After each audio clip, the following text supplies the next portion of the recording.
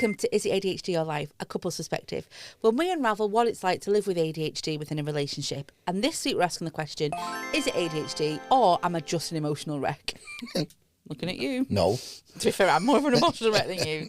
Hi. Hello. How are you? Fine, thank you. You? Yeah, great, thanks. I've got a request before we start. Okay. So through the last episode, you were rubbing my leg, and it was really off-putting. So can you not do that, please, on this one? So I don't mean to be doing. Sorry, I need to have my legs crossed. I can't sit like you sit. All right. And it's not. Sorry, it's just that your legs are. Well, just be careful, please. Thank you. Sorry about that. How are you? Yeah, I'm really good, thanks. Yeah, It's really weird, isn't it? Because like we record back to back, don't we? Mm-hmm. So we do 2 episodes like back to back, and I get to this point and I think, oh, what are we going to talk about now? I'm enjoying the new half an hour thing, though. Yeah, me this too. Is yeah, good. It'd be interesting to hear if people who listen to the podcast what they think about it. Yeah, definitely. No negative comments, thanks. But yeah, no. If you could, like, I don't deal well with them. Oh, no, God, no, RSD. But yeah, if you could. In fact, we spoke about RSD this week because something happened. What? Oh. I remember texting you saying that I can't remember. Oh my God, that would have been a good story. Yeah. Oh, podcasting gold, that. We never mentioned the calorie counting. I've been calorie counting for the past week. Yes, you have. And how's that going? It's been good. Yeah. I've stuck to it and I'm feeling good. To be fair, you really have. Like, I ate a tub of ice cream last night in front of you. And I don't very regularly eat tubs, like tubs of ice creams, but I did that last night. Yeah, you did. And I've had like a few treats here and there. But I've been very proud of you because you really have stuck to it. And like, it's difficult because I've got to watch these videos on a Thursday night and I've just seen my belly getting bigger and bigger every week. I'm actually carrying some baby weight right now. Baby weight? And the baby turned 2 yesterday, so it's maybe time to look at that, I think. I think when you get your head in the game, you're brilliant at it. Yeah, and you really focus. It makes you feel much better, there's no doubt about it. It's just so difficult to stick to. Yeah, definitely, especially when your partner's not helping you. No, especially when I like Donna calzones as well. Yep, and just like on the back of that, we ordered your kilt this week for the wedding, didn't we? And we've ordered it a size smaller, so you better stick at it because no pressure. You know, yeah. So this week, Donna made me. No, she you made not. me get a size. You that, do you? Do not pretend that I am the controlling one. Okay. Okay. This week, then, we're looking at... Sorry, what were you looking at over there, then? The fancy new screen. I was looking at the timer. I've always got my eye on it now. I know. I just think you're right, like... 3 minutes, 13 seconds so far. Shut up. It's 14 degrees now. It's heating up in here. I thought it was 15 before. No, it's 12. Oh, right, okay. Oh, it's because the max is 15. Oh, I can't stop looking at it. Stop it.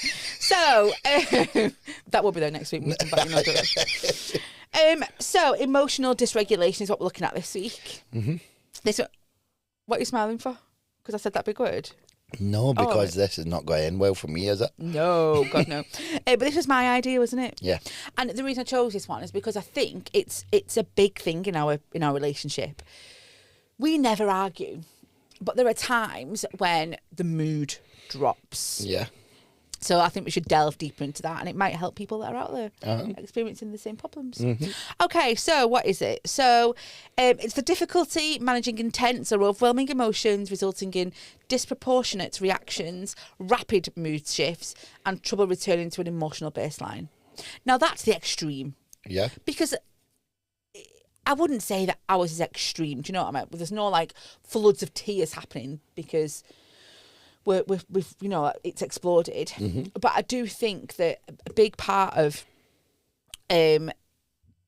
our relationship is when you get moody, I get moody. And it's kind of like, how do we overcome that? Yeah. Does that make sense? It does. What have you got to say about it? A lot of talking then. I think that it can go both ways as well, can't it? Where if you go moody, then I'll go moody. Oh, yes, yes. When you think I'm in the mood as well. Yeah, that's a different kettle of fish, though. Well, your face said. Ignore my face. Okay, so how does ADHD affect emotional regulation? So, do you think you have quick, intense emotional reactions? No. Yes, yes, I do. And in hindsight, I know that it's something that I've been dealing with my whole life. Yes. And this is something that came up through the diagnosis process. Okay, interesting. Through the questioning about childhood and stuff. And I think it's always been there. And Right, okay. yeah, and I can snap and I can turn upset or angry or stressed, and it's like that. It is that quick. It can go from the happiest person in the world to raging. And I've seen that happen as well. What? How does that make you feel though when that happens? At the time, it's not. It's not something you can control at the time. It's afterwards when you look at it and you think, what just what happened was that there? about?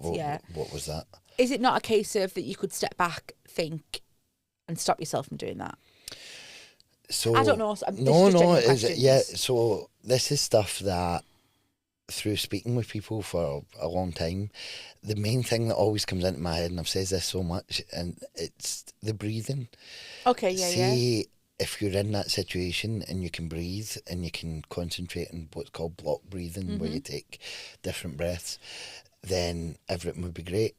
But you try and tell yourself in that split second. Oh no, absolutely, yeah. before you go mental, that just breathe.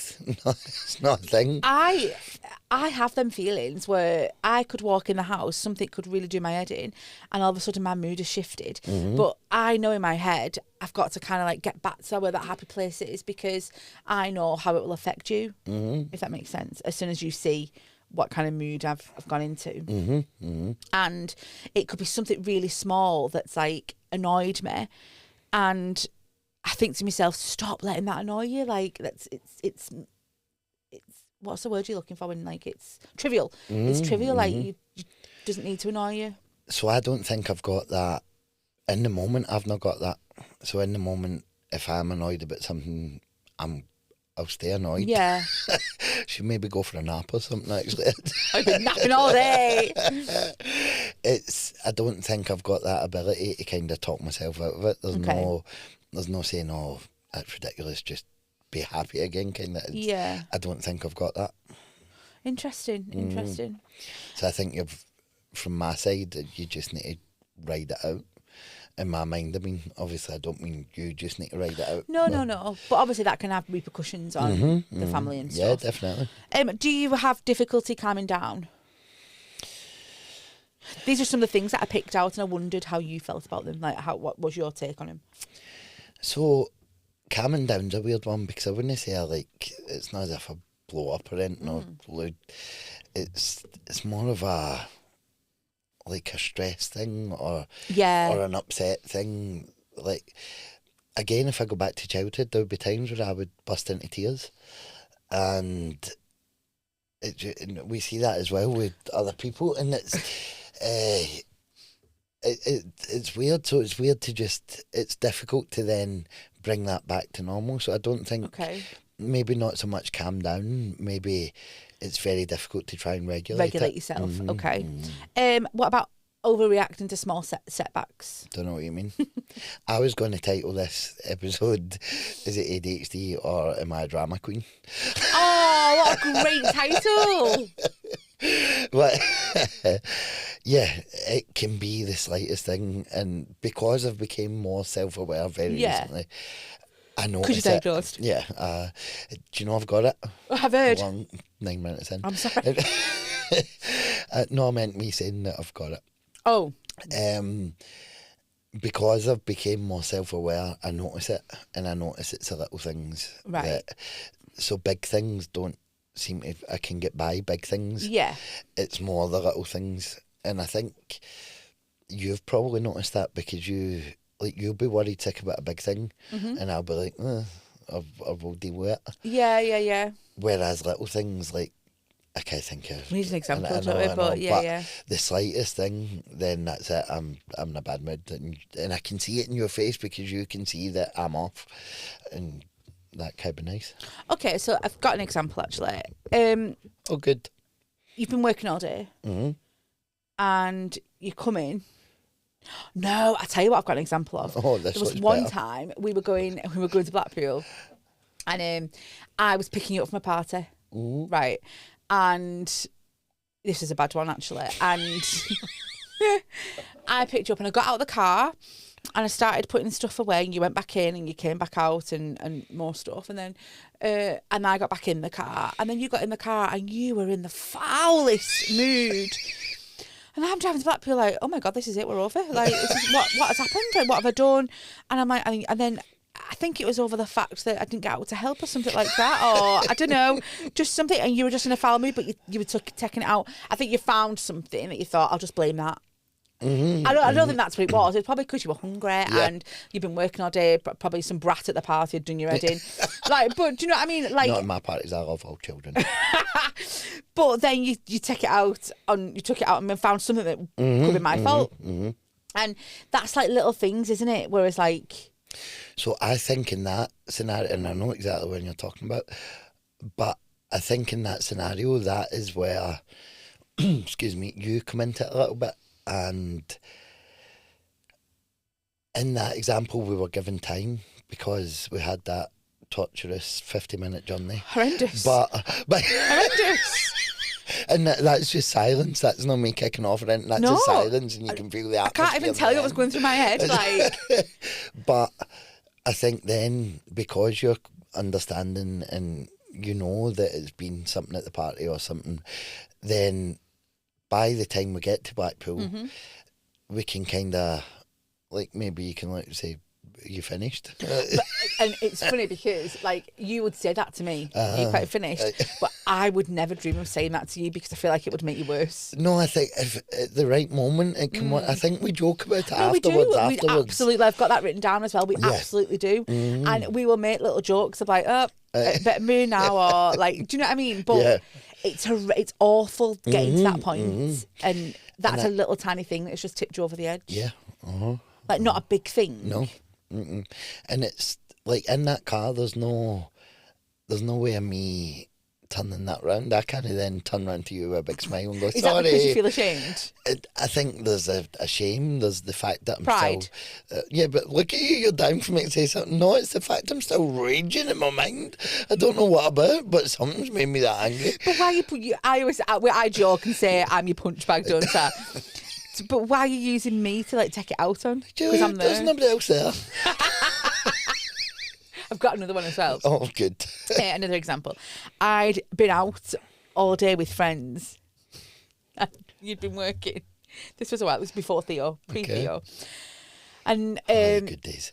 I do. I love them very much. And I came home and I think you'd got in, say like just before me or whatever. But then there was no coffee or tea made for you for coming in. No. This is a real example.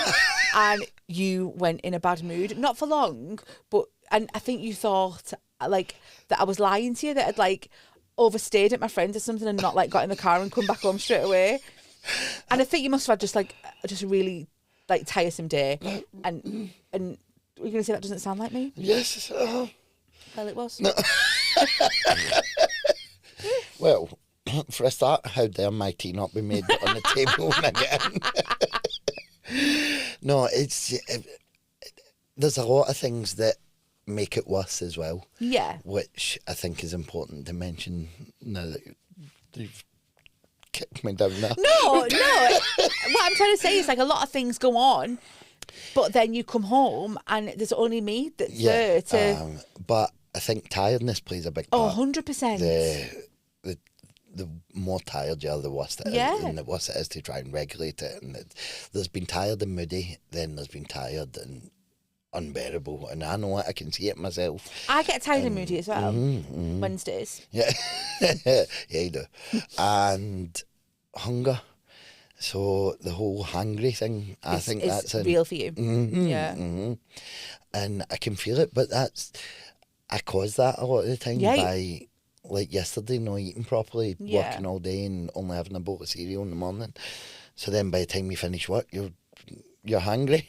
So I used to kind of feel sorry for you in those situations, but I've kind of moved on a little bit from that now because... Now you know it's my fault. Yeah, but I do try. I try and help you. And I'm like, do you want this? Or pick up that. And I'm like, and Yeah. Oh, go on. Sorry. No, Go on. What was you going to say?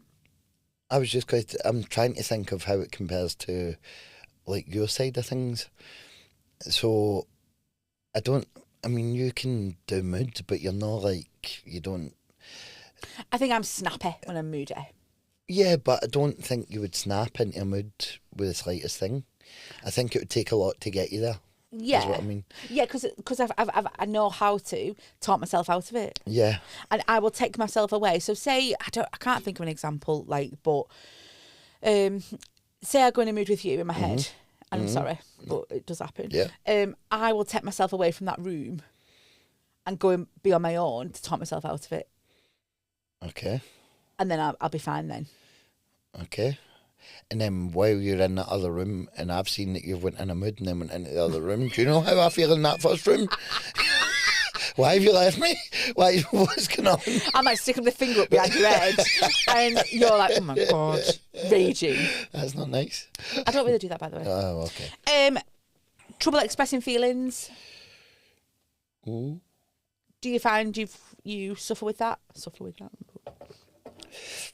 I think recently we've got better at communication. Oh, and we talk about that a lot. 100%. Like, we've gotten to a really good place of communication. Yeah. I was terrible at, like, keeping things in. And I think I would be the same as well. So, like, let's take the Blackpool example. Okay. Where I've got in the car and something snapped. I probably don't know what it is. No, absolutely not. I can't then say to you, maybe I could now, but certainly then I wouldn't be able to say, like, I don't know what this is, but something's just snapped in me. You have said that to me recently, though. Yeah. And I 100% agree that you wouldn't be able to do that back then. You just let it, like, unravel. And yeah. And I think that is really important. And I'm squirming a bit, I don't like it. No, that is. But it is important to be able to say, look, this is how I feel. And yeah. I'm tired, I'm hungry, I'm angry, I'm raging. You never help me, back that car. You're lazy. It's important to get these feelings out. It's true, though. And especially with the way your brain works, it's better to nip it in the bud straight away so you don't carry on thinking about it and make the situation worse. Well, that's the other thing. These things could go on for days if you let them. And I hate going to sleep on an argument or a foot or a mood or whatever, and then waking up the next morning and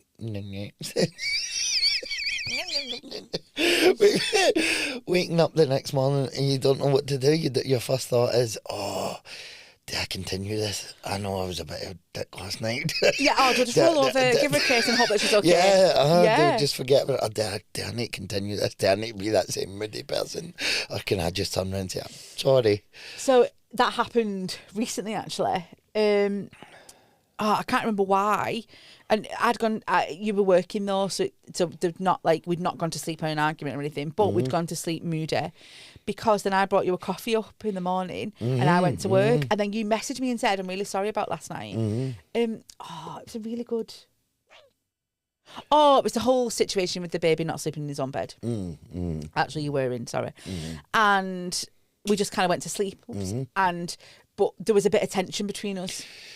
So I think that's an example of how we've got better at communication. Yeah. Because I was then able to say to you, look, this is what's annoying me about it. This is how I feel when this happens. Yeah. This is how it overwhelms me. But I was able to. I find myself amazing. using words like that now, and it's good. It is a good thing. It's good for us. Don't particularly like saying words like that, but like overwhelming. But look how much better it is for us, and we don't argue, do we? No, we never really argue, and it is important. Yeah. And you get moody too. I would just like to. Oh my God, I'm not perfect. But we all know that I get moody on a Wednesday to Friday. Moody Donna is out, okay. But you also do that. You can, like with the coffee thing, it's like an olive branch, isn't it? Where so it was that you just admitted that was your fault. No. Thank you, and I understand and I accept your apology. You took a storm that night. Okay, so I've wrote things down from your perspective, what I think from your perspective. So, like, everyday examples like snapping, getting fearful, feeling flooded. And I think the flooded thing definitely can change the mood and dysregulate you. Would you agree? Yes. When you've got a lot of things going on, and not just work, like things like bills are due on, and it's sorting that out, because you're very much the money man in our relationship. So the bills are due, you've got loads of work on, you've got to contact them parties, you're trying to keep 3 businesses afloat, and a lot of things can then I walk in and the mood just, it can just be something simple. Yeah, of course. And I guess it's, from my perspective, it's like understanding why that happens and think that it's not Adam, it's just the brain. Does that make sense? It's Robert. Yeah, I mentioned him we've for a not while. said Robert for ages, have we? Okay. What about regretting impulsive decisions? I think you can make a lot of decisions with snap emotions. Right, okay. And I think later on you could come to regret them. Yeah. But then there's nothing you can do about that because you've done it and you're not going back now. Have you got an example in your head? No, but I'm saying I can feel me doing this, but I can't think of a specific example. So let's say, not specific, but let's say something switches in my head and we are due to go somewhere. Yeah. And we've planned this for ages, and then I say, we're not going. And I'm not going. Yeah. And then it would get to a stage where you would go to this place yourself because I would be too proud to say, can I come now? I'm out of it.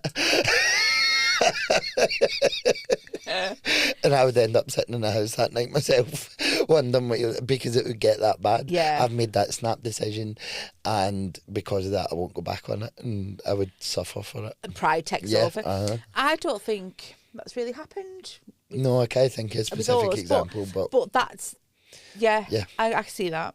Another one, again, I don't think it's happened where right. It's happened in the past where I'll snap over, it's terrible, like something to do with dinner. Say dinner's like, I don't know, like, I don't know the wording. Do you know what, right? There has been a time when, like, say, we've been doing like sausages, mashing, and then we'll have beans, kids will have spaghetti, but there's not a tin of spaghetti in the cupboard. You will get in, and it's not a big deal because they just have beans. Or do you know what I mean? But then I'll say, I have in the past says, I don't want it. Yeah. And I will sit with that dinner in the microwave, watching everybody eat my dinner, starving. So do you think but refuse to go and get my own dinner. Oh, do you think that's your ADHD doing that? That's so. I think the ADHD must have sparked the initial outburst of that snap that we're talking about. Yeah. But that's me that won't get that dinner in the microwave. Yeah. What's it called when you stubbornness? That's definitely you, isn't it? That's not your ADHD. So I'll sit and watch everybody else eat their dinner. And wish I was eating that much. In fact, that's happened. Right. We've all been sat there, your dinner's been sat on the side. Yeah. And it's happened before. Oh my God. It's recently as well. So that is regretting a decision. You did it on the side and you wouldn't eat it. So that is ridiculous and regretting a decision. I think it was because Theo kept taking off your plate and that was it. Then you were like, and that's bad. But no, he's got his own dinner. Yeah, no, I get that. But honestly, you went full mood ahead. So the impact then on your side of things about like not being able to regulate your emotions, for example, you worry about being too much, misunderstood. You might feel guilty about things, need support. Would you agree with them? Guilt is massive. After an outburst, guilt is absolutely massive. What do you feel guilty about? About how it's affected either you or the rest of the family or the dynamics in the house for that whole night. Because let's face it, it's nights at a time. It's not. Of course. It doesn't just half an hour later. It can go on for a long time. Your mood, you mean? Yeah. Or not. It's like the atmosphere it leaves. Okay, so everything just doesn't clear up. It's not as easy as just saying sorry about that, and then everything's back. Because we've both got pride, haven't we? Do you know what I mean? And I'm scared. Like, I genuinely feel scared to say sorry because I'm scared of what the repercussion is. Aye, all right. No, that's true. Not of you. Just that I feel that in general life. Oh, right, like, right. I hate rejection. Mm-hmm. But so I would be worried about saying sorry because I replay these things in my head because I think, oh, he's just going to turn around to me and say, well, sorry, it's not good enough, I'm leaving. Oh. No, I know, but that's where my brain goes. We need a new podcast about your issues. Plenty of them.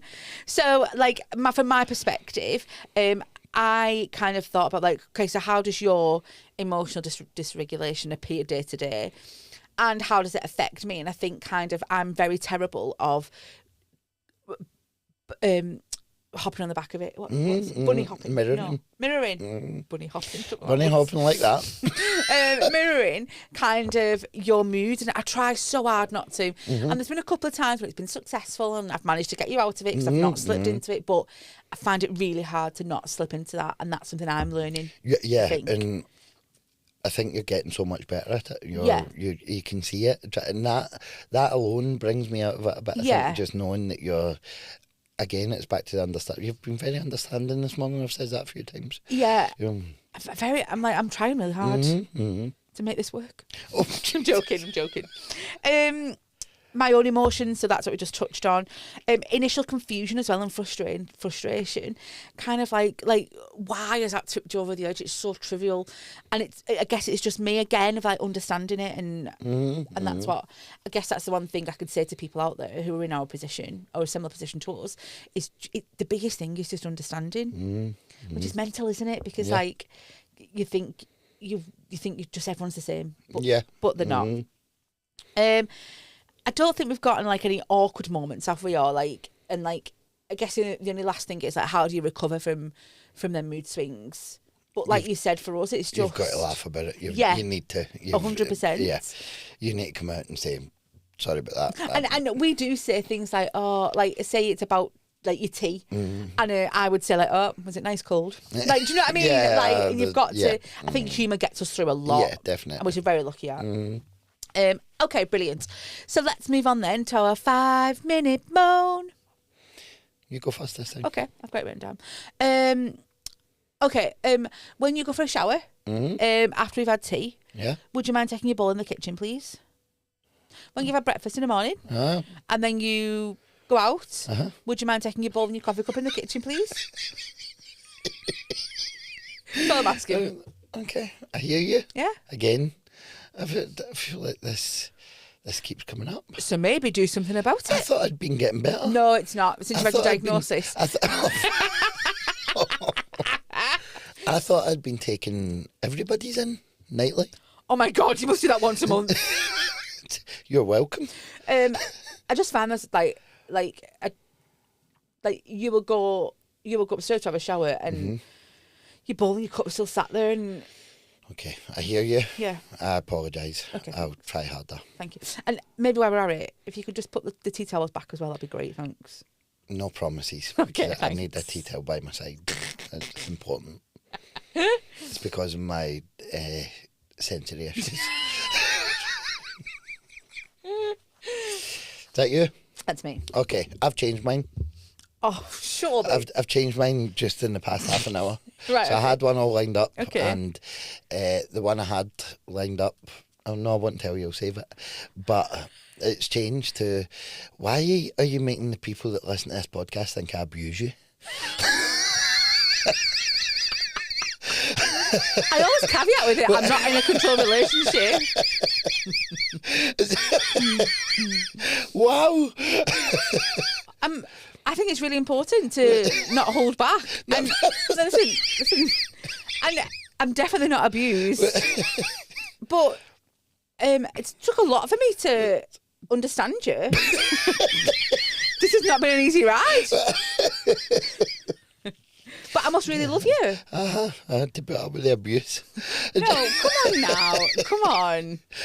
Okay, that's it. So I hear you. But I don't think it'd be fair to sugarcoat everything.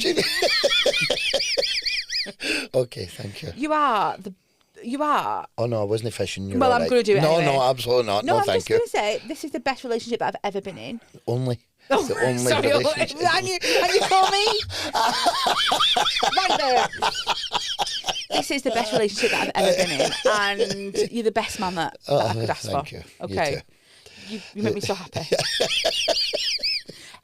Okay. joking. Okay. Our last section then is our good, bad and ugly, where you send in your stories about ADHD. You can send them to adhdyourlife@gmail.com. New format, going again with it. Okay. So I had a good one, and it was I just thought it was good in it was something relatable to us. Well, they're all relatable to us. The good, this person say they find the joy in chaos, which I quite liked. They can turn like doing the laundry and stuff and cleaning into a dance party. They turn like grocery into adventure quests. And the friends say they make boring things fun. It might sound childish, but it feels like a superpower to me.